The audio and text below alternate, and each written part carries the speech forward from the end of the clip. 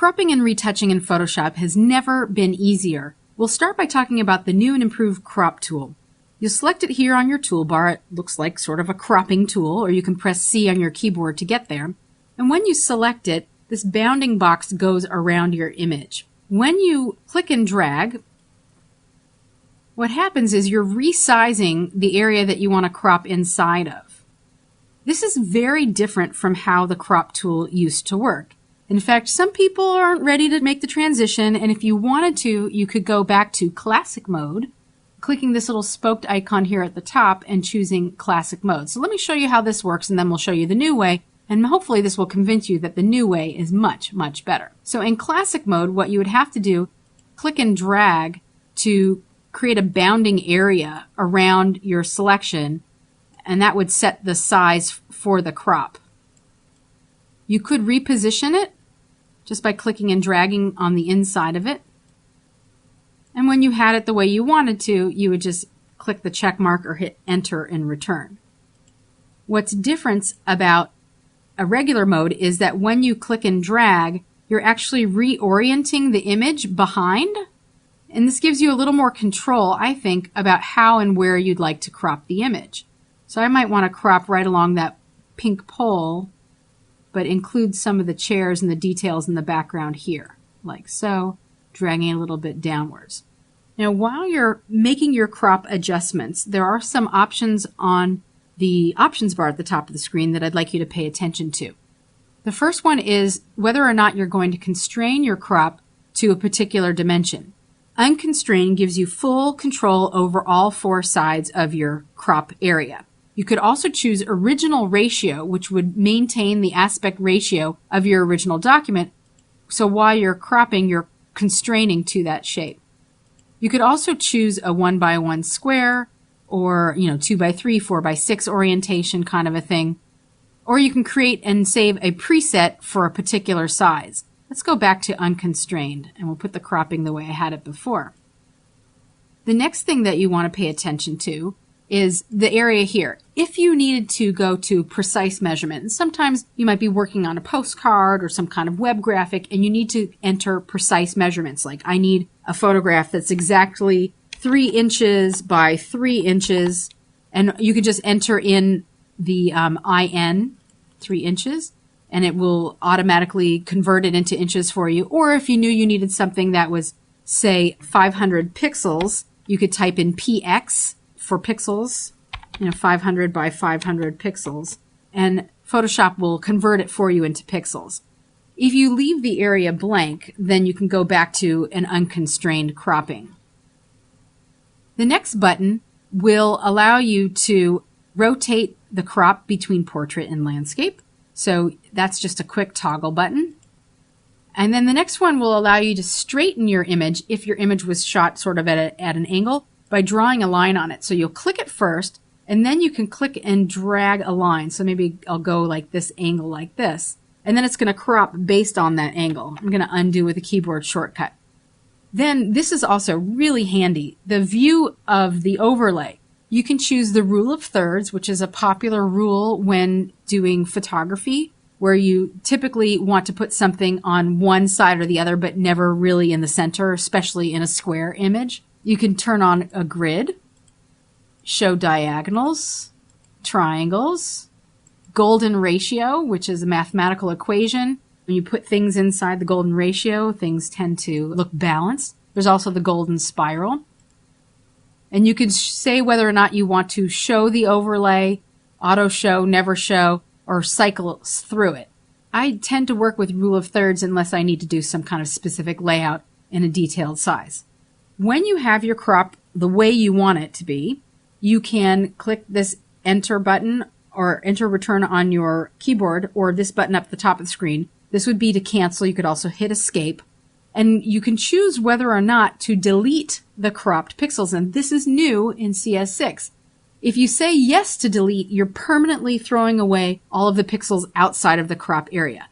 However, if you leave it deselected, the crop is a live, editable, non-destructive crop, which means that you could go back in and modify it at any time. So I prefer to leave it off, even though it increases the size of my file. especially when I'm working with customers, because sometimes they change their mind and they may want to see something different than that had originally been done, or specs might change, you need to resize it. If that's the case, while you're still in the crop tool, you can resize the crop area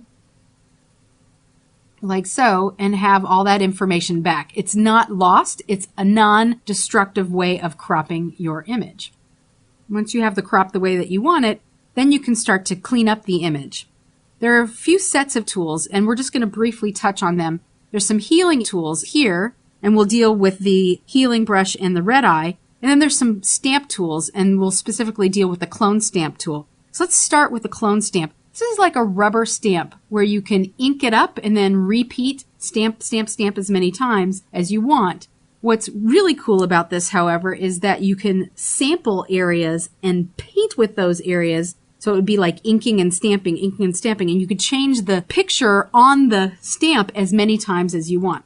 So I'm going to zoom in because I would love to clean up the pizza all over this kid's shirt.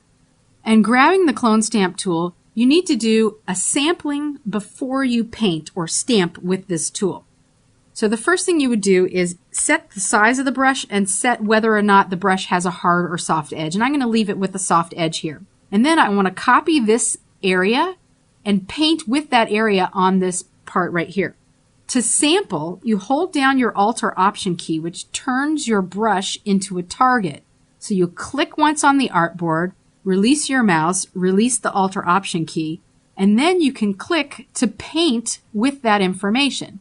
Notice that as I click, you'll see that plus sign to the left. That shows you the sample or source area relative to the painting area. Now, as I get up here, I might want to resample. So if I resample from here and then shift over to the right, I can cover up the area that was there before. Now I might want to resample from over here, and that's the wrong angle. So maybe resampling here and then bringing it down like that. And then maybe resampling from here and trying to line that up so it's clean. So I did a pretty good job. Of course, I could take a lot more time to clean that up, but that's the general idea.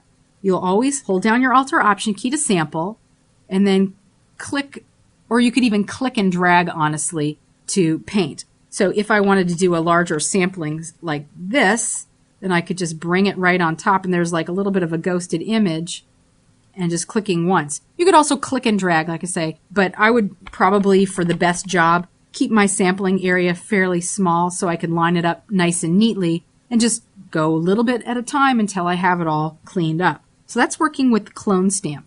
Now, as far as cleaning up the face, you might want to use some of the healing brushes over here. So let's look first at the spot healing brush. With the spot healing brush, what you'll do is you will click once and release. And what it does is it samples all of the surrounding area pixels and paints with that information on top of the spot that you just clicked on.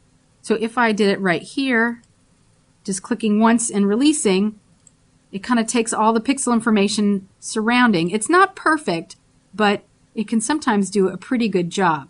So it's just gathering information from the surrounding areas. So I could do something like this, get the pizza off the neck there, and no one would be the wiser that this kid was such a slob. Now, another brush is the healing brush, which is different from the spot healing brush. With the healing brush, you do need to sample and then paint.